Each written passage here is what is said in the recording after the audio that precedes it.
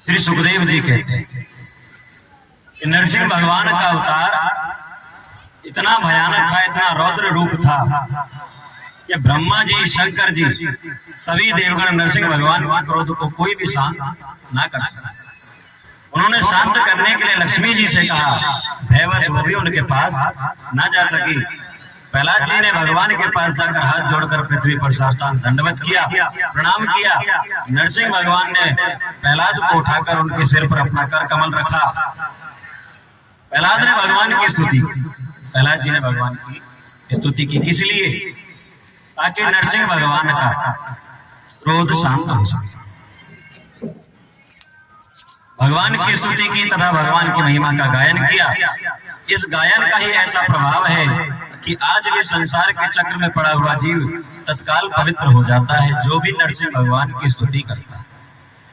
भगवान, आप सत्व गुण के आश्रय हैं। जिस असुर का वध करने के लिए आपने क्रोध किया था वह मारा जा चुका है। अब आप अपने क्रोध को शांत कर लीजिए। सब आपके शांत स्वरूप का दर्शन करना चाहते हैं, आपकी शरण में आए हैं। आप मुझे काल रूप से बचाकर अपनी सनिधि में खींच लीजिए। आपने अपना करकमल मेरे सिर पर रखा, वह कभी भी आपने ब्रह्मा, शंकर और लक्ष्मी जी के सिर तक पर नहीं रखा, जो आपने मेरे सिर पर रखा।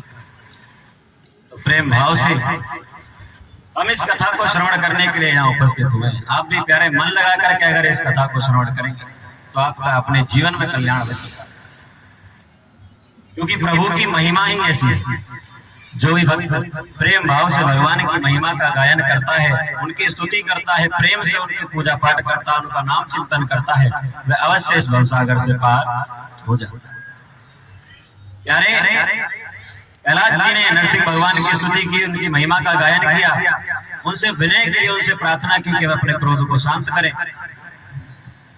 अंधेरे कुएं में काल रूपी सर्प के समान डसने के लिए सदा तैयार रहते हैं, उससे बचाने की कृपा करें। इसलिए प्यारे, भगवान की कृपा कब किस पर हो जाए इसका अंदाजा नहीं, क्योंकि प्रभु हमेशा अपने भक्तों की रक्षा करते हैं। लेकिन भक्त लोग क्या करते हैं कि अगर भक्तों की इच्छा पूर्ण ना हो तो भक्त भगवान से मुंह मोड़ लेते हैं। प्रहलाद जी कह रहे हैं, ब्रह्मांड आपका ही शरीर है। आपने योग निद्रा समाधि त्याग दी, तब आपकी नाभि से ब्रह्मांड उत्पन्न हुआ, कमल से। उस पर सूक्ष्म धर्मी ब्रह्मा जी प्रकट हुए। उन्हें कमल के सिवाय कुछ भी दिखाई नहीं दिया। आपको अपने से बाहर समझकर जल के भीतर घुसकर 100 वर्ष तक ढूंढते रहे, परंतु कुछ भी दिखाई नहीं दिया।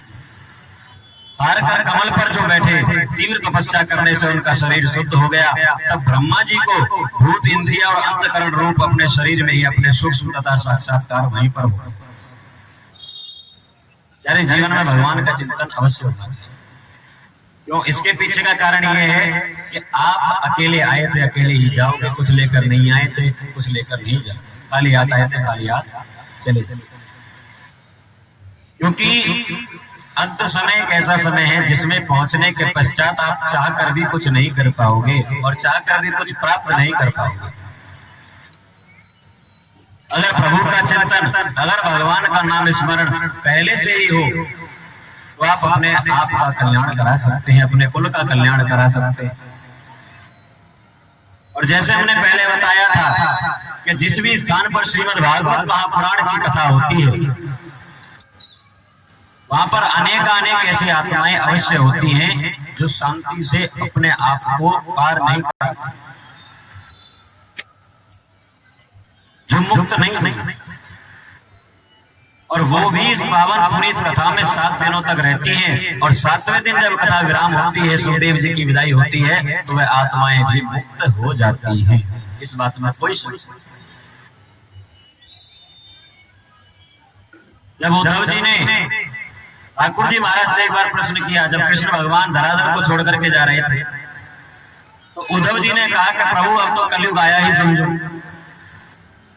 तो ऐसे में अपने भक्तों का कल्याण करने के लिए कोई तो ऐसा उपाय करके जाइए। मानते हैं कि कलयुग में कई अधर्मी होंगे, लेकिन कई आपके भक्त भी होंगे, उनके लिए कुछ करके जाइए।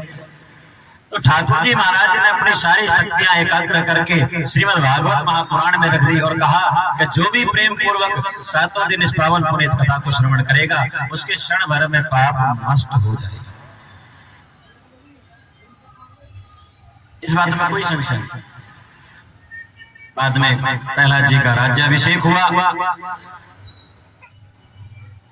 आगे नहीं भगवान ने लीला प्रारंभ की। नरसिंह अवतार करने के बाद भगवान ने अपना शांत स्वरूप किया। प्रहलाद जी की स्तुति और गायन के बाद नरसिंह भगवान का क्रोध शांत हुआ।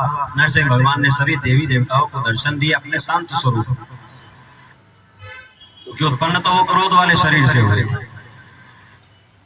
अब भैया गृहस्थ संबंधी सदाचार कैसे होने चाहिए, प्रेम से सुनिए। नारद जी कहते हैं कि मनुष्य गृहस्थ में रहे और गृहस्थ धर्म के अनुसार सब काम करे, परंतु उन्हें भगवान के प्रति समर्पित करता रहे और भगवान के अवतारों की लीला को सुधाव का पान करता रहे, तो गृहस्थ संबंधी सदाचार भी आपके ब्राह्मण के संन्यास के बराबर फल देते हैं।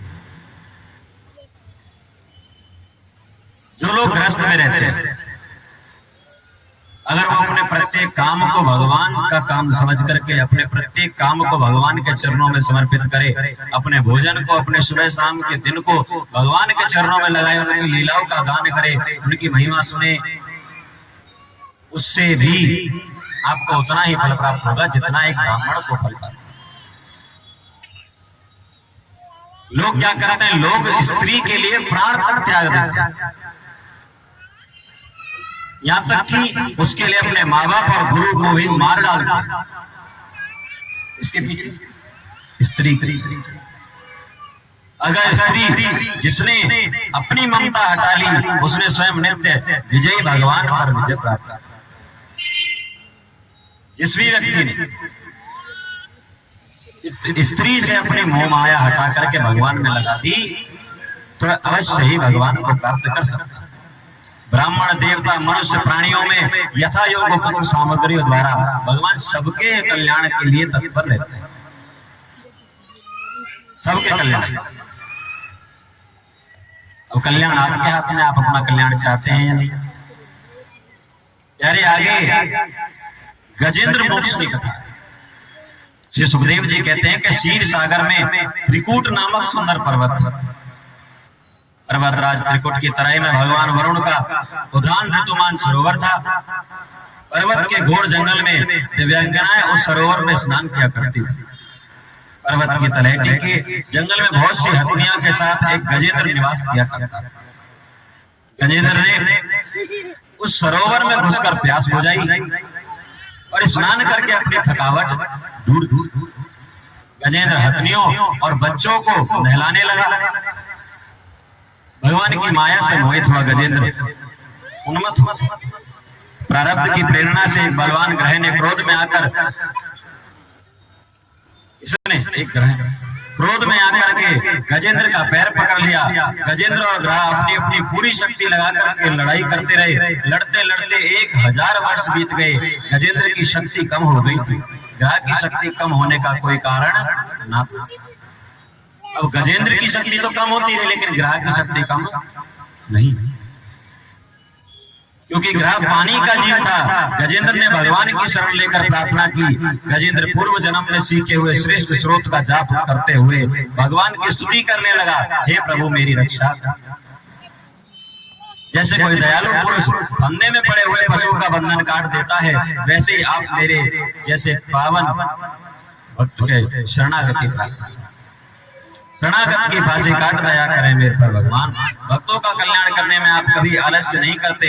आपके चरणों में मेरा नमस्कार है। विश्व के एकमात्र आधार भगवान ने देखा कि गजेंद्र अत्यंत दुखी हो रहा है, अतः स्तुति सुनकर गरुड़ पर सवार होकर चक्रधारी भगवान विष्णु शीघ्रता से वहां के लिए चल पड़े। जब गजेंद्र ने भगवान को गरुड़ पर सवार हुए और हाथ में चक्र लिए हुए देखा, तो अपनी सूंड में एक कमल का फूल ऊपर उठाया और कहा, नारायण जगत गुरु हरि आपको नमस्कार।